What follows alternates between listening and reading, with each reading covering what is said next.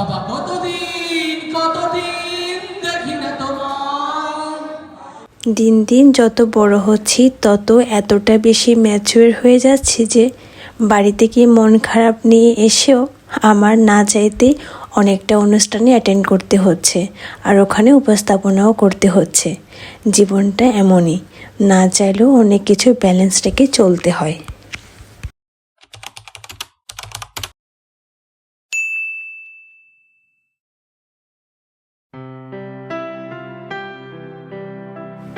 সকলকে জানাচ্ছি আমার পক্ষ থেকে সকালে স্নিগ্ধ শুভেচ্ছা। কেমন আছেন সবাই? গ্রামীণ জীবনের নতুন আরেকটি ভিডিওতে সকলকে স্বাগত জানাই। আশা করছি আমার পরিবারের ছোট বড় নতুন পুরাতন সকল সদস্যরা বেশ ভালো আছেন। ঘড়িতে এখন 7টা বাজে প্রায়। তো আমি একটু ছাদে এসেছিলাম, দেন চাটা খেয়েছি। এখন বেরিয়ে পড়ব ক্যাম্পাসের উদ্দেশ্যে। আজ ক্যাম্পাসে অনুষ্ঠান হবে, তার জন্য আমি একদম রেডি হয়ে গেছি। কারণ উপস্থাপনার দায়িত্ব যেহেতু আমার রয়েছে, তার জন্য আমার কিছু ডিপার্টমেন্টের কাজ বুঝে নিতে হবে, তাই আমাকে 8টার আগে চলে যেতে বলেছে। আপনাদের সামনে একটু ডান্স করলাম, প্লিজ ডোন্ট মাইন্ড।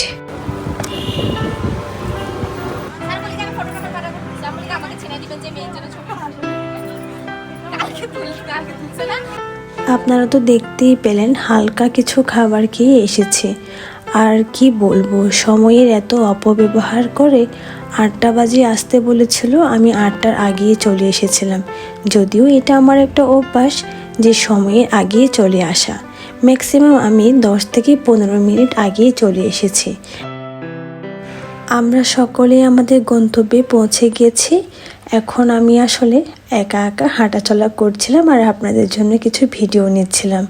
আর এখানে যে থিওরিগুলো দেখতে পাচ্ছেন, এগুলো হচ্ছে ম্যাক্রো ইকোনমিক্সের অন্তর্ভুক্ত কিছু থিওরি, যেগুলো দেখছিলাম আর আমি ঘুরে ঘুরে পড়ছিলাম।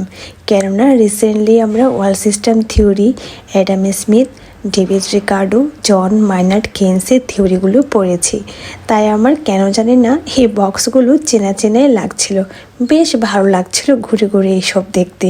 আর দেখুন এরা 3জন এখানে কি করছে।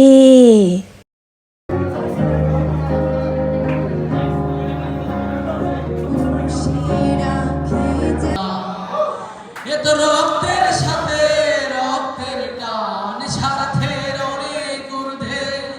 হঠাৎ অচেনা ঝড়ে তোমায় হারলাম, মাথায় আকাশ ভেঙে পড়লো। বাবা কতদিন কতদিন দেখি না তোমায়। কেউ বলে না তোমার মতো কোথায় খোকা, ওরে হে বুকে আয়। উনি আমাদের ভার্সিটিতে অতিথি হিসেবে এসেছিলেন এবং সকলের রিকোয়েস্টে গানটা গিয়েছেন।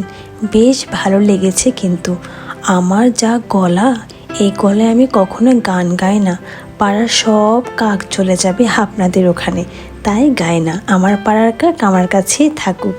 তবে যাই হোক, লাঞ্চও করে নিয়েছি, অনুষ্ঠান প্রায় শেষ।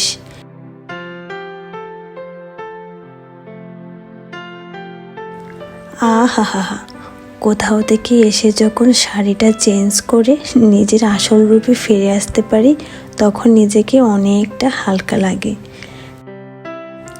অনুষ্ঠান শেষ করে হোস্টেলে আসার পথে আমি চাল নিয়ে এসেছি, বেশি কিছু আনিনি, কেননা আমি অনুষ্ঠানে যাওয়ার সময় তেমন বেশি ক্যাশ নিয়ে যাইনি, তার জন্য যতটুকু পেরেছি এনেছি। আর কিছু কিছু বলতে একটা কেকের প্যাকেটই এনেছিলাম, ওটা তো সকালবেলা খাওয়া শেষ হয়েছিল। আর সিনিয়রের কাছে কেকটা রেখে গিয়েছিলাম, তো নেক্সট ফেসগুলো আর নিতে পারিনি, তার জন্য সন্ধ্যায় যাতে খেতে পারি সে ব্যবস্থা করে রেখেছি, এই আর কি। আমি আমার লাগেজটা গতবারে যখন বাড়িতে নিয়ে গিয়েছিলাম তখন কিছু ভেজা জিনিস নিয়ে যাওয়ার কারণে পরে আর শুকোতে দিতে পারিনি, তাই ব্যালকনিতে অনেকটা সময় শুকিয়ে নিয়েছি। তারপর একে একে সবটা আবার প্যাকেট করে রাখছি। একটু আগে যে আমি এলিফ্যান্টের ব্লু আর গ্রিন কালার শার্ট রেখেছিলাম, এটা আসলে শ্রীলঙ্কা থেকেই নেওয়া। শ্রীলঙ্কায় এলিফ্যান্ট খুবই বেশি ফেমাস। যারা ইন্ডিয়া থেকে আমার ভিডিও দেখছেন তারা হয়তো সহমত হতে পারেন যে শ্রীলঙ্কায় হাতির খুবই জনপ্রিয়তা রয়েছে। তাই ওখানে যখন হাঁটাচলা করতাম তখন আমি এই এলিফ্যান্টসের টপসগুলোই পরতাম, বেশ ভালো লাগতো কিন্তু।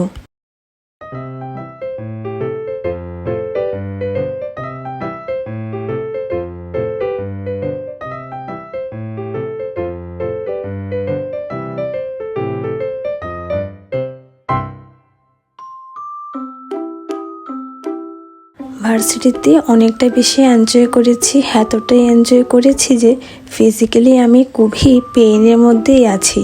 তবে যাই হোক, বিকালবেলা একটু ছাদে আসলাম, মাইন্ডটা অনেকটা ফ্রেশ হলো। আর ওই যে আসার পথে চাল এনেছি, কেকের প্যাকেট এনেছি, আর কিছু ফ্রুটস নিয়ে এসেছি। আর আমি ফ্রুটস কখনো না ধুয়ে ইউজ করি না, অর্থাৎ খাই না, ইউজ না সরি খাই না। তো এখন আমি এখানে একে একে সব ফ্রুটসগুলো নিচ্ছি, যেন এগুলো ধুয়ে একেবারে রাখতে পারি, পরে আর ধুতে মন চায় না। শীতকাল তো, পরে যখন কম্বলের নিচে চলে যায় তখন আর পানি ধরতে মন চায় না। তার জন্য এখন যখন অ্যাক্টিভ রয়েছি তখন পানির সমস্ত কাজ আমি সেরে নিচ্ছি লক্ষ্মী মেয়ের মতন।